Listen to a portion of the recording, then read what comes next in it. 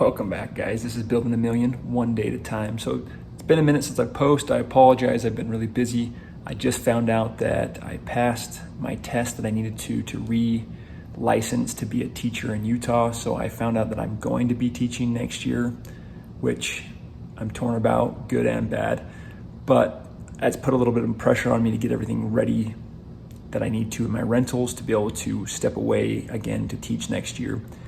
So I've been focusing a lot on that. I did take a couple vacations, got to get out and relax for a week and a half, which is amazing. So if you don't get to relax in the summer, I'm sorry for you. I've been there, door-to-door sales. All you do is grind all summer long. That's kind of why I got out of that and into teaching, because I like to have my summers off, which being a landlord, I don't get, especially with student housing, a lot of turnover in the summertime, so you're busy all summer. But what I wanted to discuss a little today was credit cards. Credit cards can be amazing, greatest things out there. They can also be horrible and the worst things out there. Depends on how you use them and the principle why you use them, okay? One, credit cards can be super helpful if you use them properly. To have credit, to be able to get the things that you need, is an amazing thing. Being able to qualify for credit is great. Now, does everybody have that option? No. Some people can't qualify for some types of credit.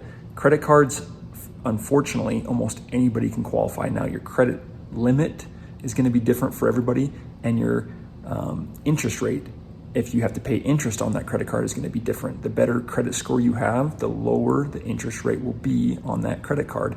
The worse credit you have, the higher, which is anti-intuitive, because if you have bad credit, which means you probably can't afford to have that credit card, which means you probably will be paying interest on it. And because you will be paying interest, you're going to be paying 22, 25% interest, which is horrible.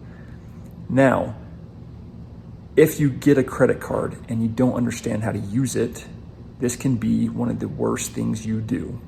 You're going to hurt your credit by having it go delinquent and having to pay interest on it, as well as late penalties. So you could be paying quite a substantial amount more than that 22 to 25% with the late fee, as well as that will hurt your credit quite substantially. Now, if you max out that credit card, anything over about 30% on a credit card is going to actually hurt your credit. Under 30% on a credit card at that max capacity is going to benefit your credit. So again, anti-intuitive. Most people don't understand that concept, that if you spend more than 30% on that credit card and have that carryover, that balance carryover, it does hurt your credit. I didn't know that. My first time really using my credit card for a big payment, I actually called the credit company. I'd had my credit card for about a year and a half, 2 years. And I said, hey, I'd like to raise my credit limit to $9,000. I think at the point it was about $5,000. They're like, yep, you've got great payment, great credit score now. That's fine, we can do that.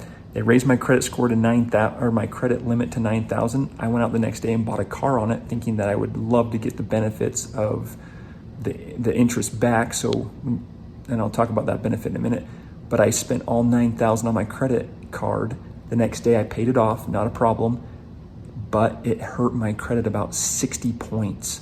So I was at about 740, dropped me down to like a 690, which is horrible to drop that fast, that quick. And it took me about, a year and a half to build it back up to where I'm at a 760 again. So make sure that you know how to use your credit cards, guys. That's the biggest thing. So make sure that you're only spending about 30% of what you are spending every month on that credit card max. That way you're benefiting your credit score and not hurting it. A lot of kids ask me, well, I've heard people say get a credit card to build my credit, as long as you use it properly, right? So make sure that you can afford to pay off everything that you put on that credit card each month, okay? If you can't, that's when you have to start paying the 22% interest on anything that carries over. You're gonna pay interest on. If you don't make a payment at all, you get dinged a percentage. Usually it's like 30 to 35 bucks plus your interest. So make sure you're aware of that as well. Now, what are the benefits of credit cards? Now, I just opened a new credit card, a Capital One card. I'll link that one down below, because if you want to open one up, I'll give you my code so you can do that. And it actually was pretty good benefits. I basically got $200 free if I spend $500 in the first 3 months, which I spend $500 every month just on different things for rental properties and groceries and utilities like that. So basically, to open this credit card, I got a free $200 instantly that first month because I spent $500. Most of them are saying you got to spend $1,000 to get free money. Also, the interest that you can get back, or the percentage you can get back, most of them now are between 1% and 2%. Now they'll give you higher on certain things like the City bank card through Costco. The Visa gives you 4% back on gas. But I don't spend a ton of money on gas, so that 4% is not great, but they give you 3% on eating out and hotels. They give you 2% back on anything you buy at Costco, and then 1% back on everything else. So good amounts of money back if you are using that card. Now again, make sure you're using the card properly. You're gonna get money back to use that card. You're gonna spend that money anyway, so why not get the money back, right? However, if you don't understand how to use it and you spend too much, that's where you have interest rolling over every month. That amount that you spent is gonna roll over every month, and you're gonna be paying interest on it. I know people that have had credit cards for 10, 15, 20 years, and they've paid interest on it every single month for the entire time that they've had it. Now that's horrible. That, to me, there is no benefit to have a credit card if you're gonna be paying interest on it, because that's not a lifestyle that I wanna live, and nor should you. Now, other benefits, it's gonna build your credit, right? Anytime you use credit, you will build credit. So as long as you pay that credit card off every month on time, your credit score will go up over time. It takes about 12 months to build a credit line and to build your credit that way. And once you close that account, it takes 12 months to fall off your credit to where it's no longer a viable credit line. So I would suggest get a credit card that you know that you will be able to pay off every month. You just put your things that you're gonna already buy on that credit card, pay that off every month with the cash that you have that you were gonna use, and start building that credit. Now, people out there take advantage if they can, and they do what's called credit card turning. And that's what I started doing, because I just thought, why not? I wouldn't mind some free, cash here and there. So they open up a credit card, they'll spend the minimum amount on it, and then they'll take that benefit, right? They'll spend $500 or $1,000 on that in 3 months. They'll get the money, that $200 we'll say, and then they never use that card again. They just used it for the benefit. And then they'll open another one and do the same thing. Then they'll open another one and do the same thing. Now the downside is every time you open a new credit card, it dings your credit a little bit, 3 to 5 points, because they have to run a background check to make sure that you can qualify and what you qualify for. So if you do this a ton, your credit won't be that great. It'll end up going down quite a bit.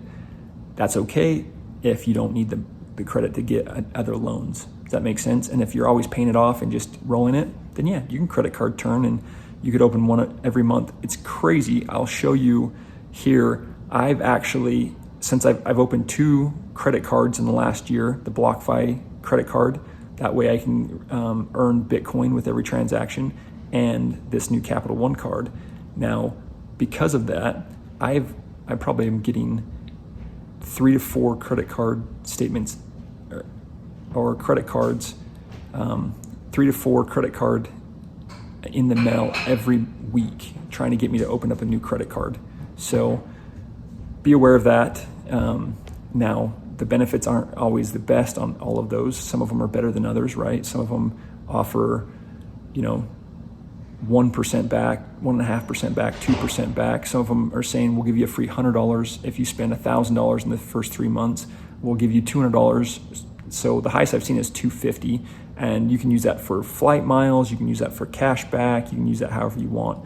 But so be aware of all the differences. If you want to do that, just be very careful that you're not overspending, because if you max out your credit cards, then you're in a tough situation.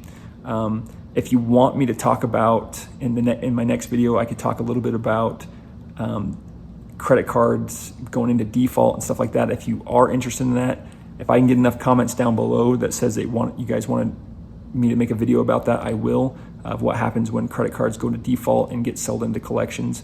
I'll talk about that. I know a little bit about that just from some experiences in the past. So if you haven't subscribed yet, make sure you do that down below. Give me a thumbs up, smash that like button, and this is Building a Million, one day at a time. We'll catch you next time.